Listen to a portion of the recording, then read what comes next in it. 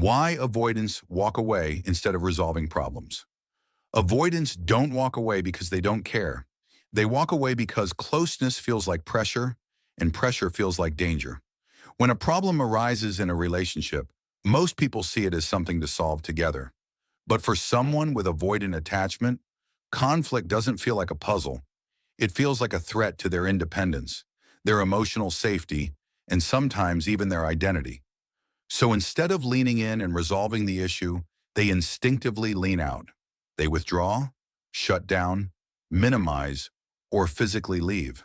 And to the partner on the other side, it feels confusing and cruel. Why can't we just talk about this? But inside the avoidant mind, talking about it feels like being trapped in a room with no exit.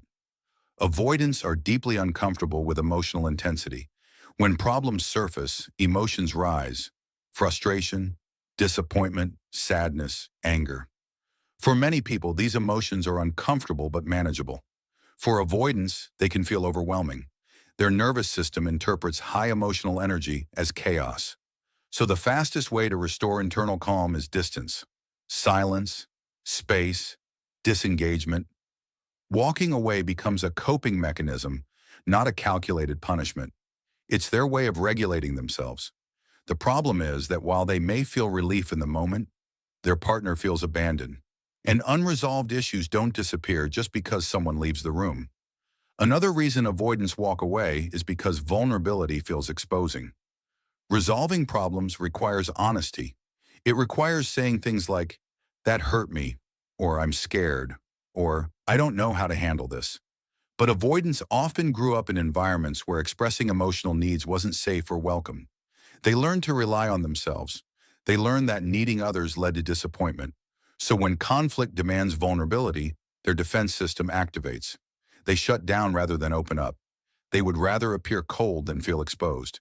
And that protective wall, built in childhood, becomes the very thing that sabotages adult relationships. Avoidants also tend to view conflict as a sign that the relationship is flawed. Instead of seeing disagreements as normal and healthy, they interpret them as proof that something is wrong. In their mind, if this were truly right, it wouldn't feel this hard. So rather than work through tension, they detach emotionally and sometimes physically. Walking away feels cleaner than working through messy feelings.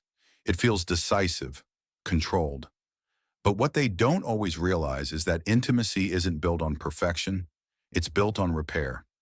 The strongest bonds are formed not because couples avoid conflict, but because they learn how to navigate it together. There's also a deep fear of losing autonomy. Avoidants value independence, often to an extreme degree. When problems arise, especially if a partner expresses needs or dissatisfaction, it can feel like an attack on their freedom. Requests for reassurance can sound like demands. Discussions about emotional connection can feel like pressure to change. And instead of seeing compromise as collaboration, they may interpret it as control. Walking away becomes a way to reclaim power, to reassert, "No one tells me how to feel or act." But this defensive independence often creates the very loneliness they fear admitting they have.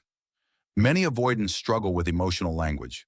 They might feel something internally but lack the vocabulary or comfort to articulate it. So when conflict starts, they freeze. They don't know what to say. They worry about saying the wrong thing.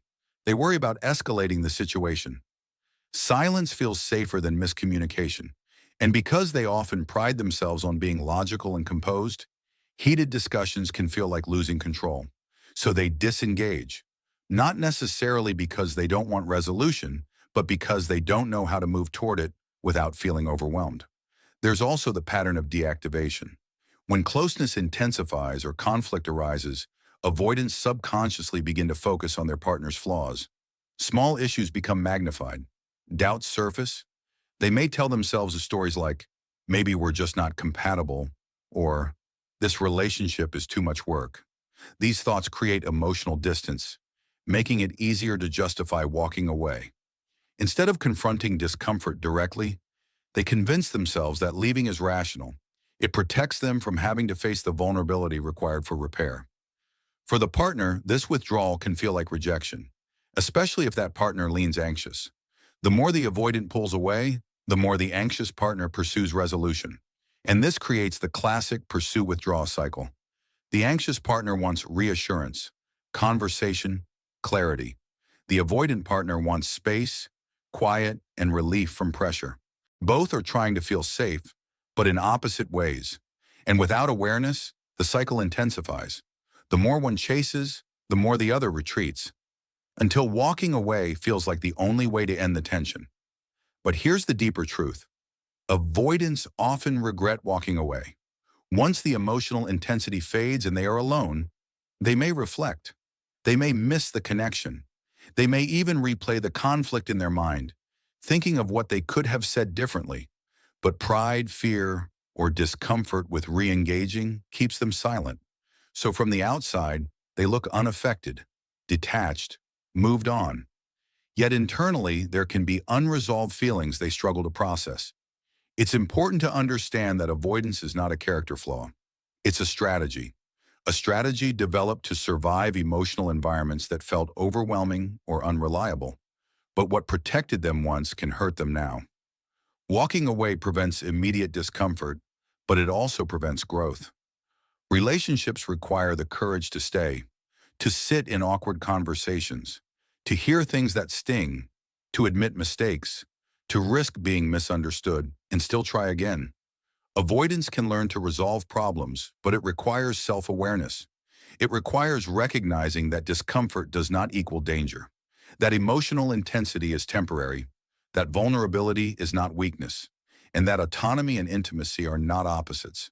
They can coexist. When avoidants begin to communicate even small pieces of what they feel, it changes everything. Saying, "I need a moment to think, but I don't want to leave this unresolved," is very different from disappearing. Taking space with intention is different from abandoning the conversation. If you are with an avoidant partner, pushing harder rarely creates safety. What helps more is calm clarity, expressing needs without accusation, giving space without withdrawing love, and most importantly, deciding what you are willing to tolerate. Because understanding avoidance does not mean accepting emotional neglect. Growth has to be mutual. And if you are avoidant yourself, the invitation is not to change your personality. It's to expand your capacity, to notice the urge to walk away and pause before acting on it. To ask yourself, am I leaving because this relationship is wrong or because this feeling is uncomfortable? That single question can open a new path, one where conflict becomes an opportunity instead of a threat. In the end, avoidants walk away instead of resolving problems because walking away feels safe. But safety without connection becomes isolation. And real intimacy is built not by avoiding storms, but by learning how to stand in the rain together.